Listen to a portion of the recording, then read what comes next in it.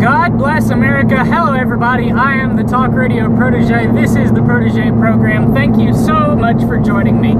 I think I drew the short straw today because it looks like it's going to try to rain on me the entire time that I want to record.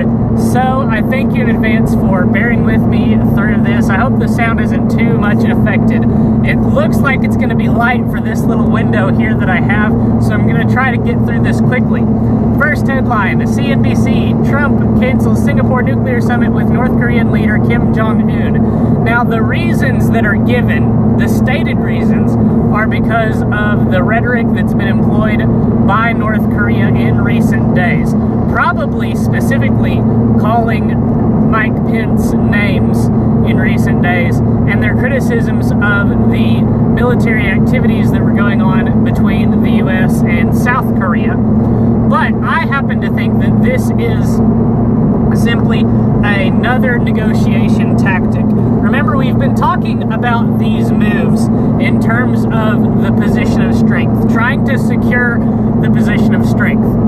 I told you that it started off with the U.S. being in a big position of strength over North Korea. And recently they threatened to cancel the meeting, and they did cancel one meeting with South Korea. And I said that's them trying to regain some of that position. And I think that this move with Trump just straight up canceling the meeting on these grounds is him slamming the door in the face of North Korea and saying, you are not getting the high ground here. You are going to negotiate from a position of weakness for this meeting. I am making sure of it.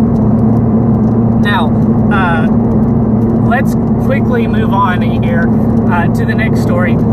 Speaking of canceling, from Fox News this time, GOP threatens to torpedo August recess, keeping vulnerable Democrats off the campaign trail. Now, what's not put into this headline is that this move also keeps vulnerable Republicans off of the campaign trail.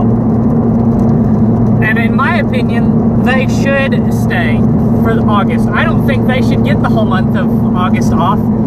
As the author of this piece observes towards the end, and I would like for the entire thing to load here. In the old days, Congress deserted Washington in August because it was hotter than fire. The founders erected the city on a swamp, and the Capitol lacked air conditioning. Thanks to Willis Carter, the inventor of air conditioning, lawmakers no longer have to leave. So the August recess is more of a tradition these days than anything.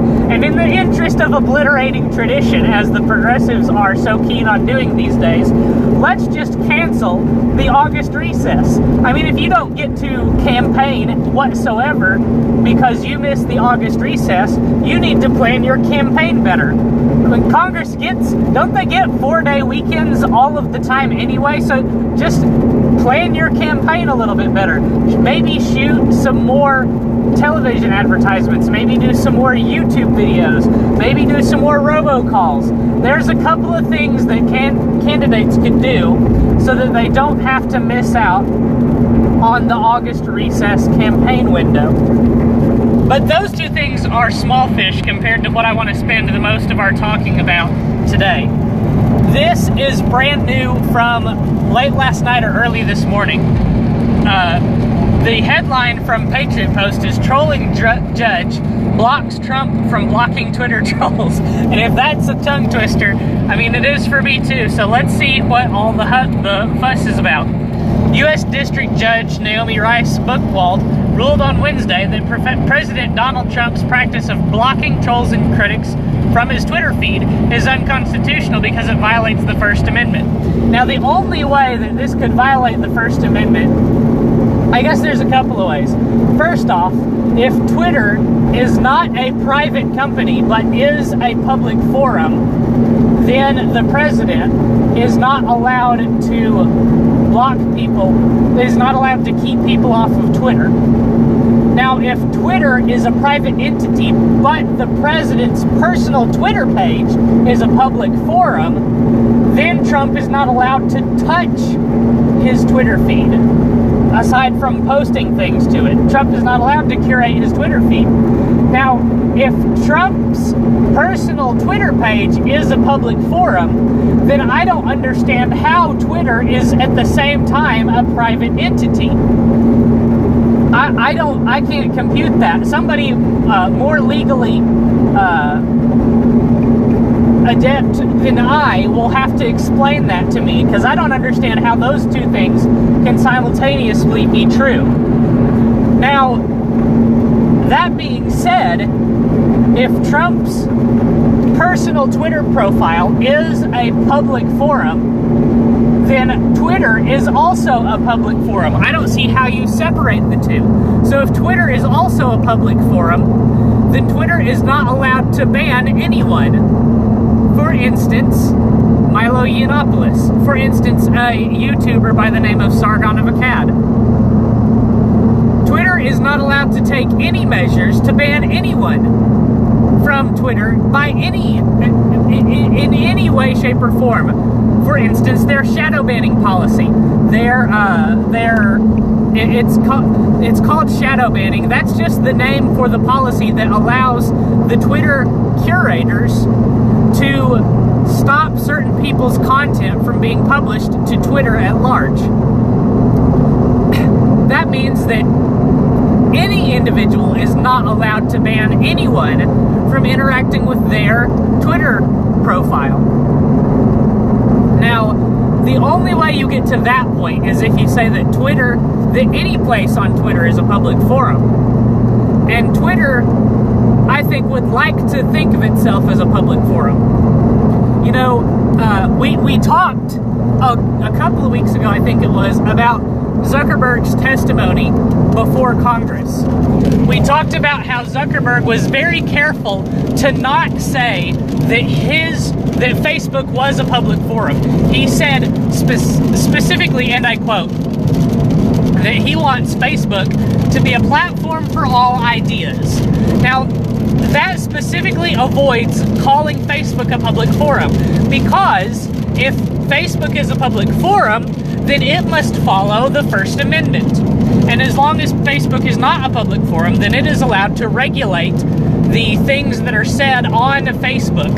Because it's not a public forum, it's not allowed to follow, or it doesn't have to follow the Second Amendment, or the First Amendment, rather.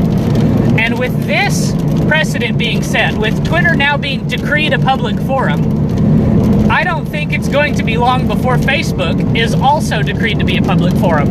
And if Facebook is also a public forum, all of a sudden, all of conservatism has a suit, a class action lawsuit, you might say, to bring against Twitter and Facebook because of the banning that is so frequent against conservatives by these entities, not because of any explicit bias, but because of the policies that they outline.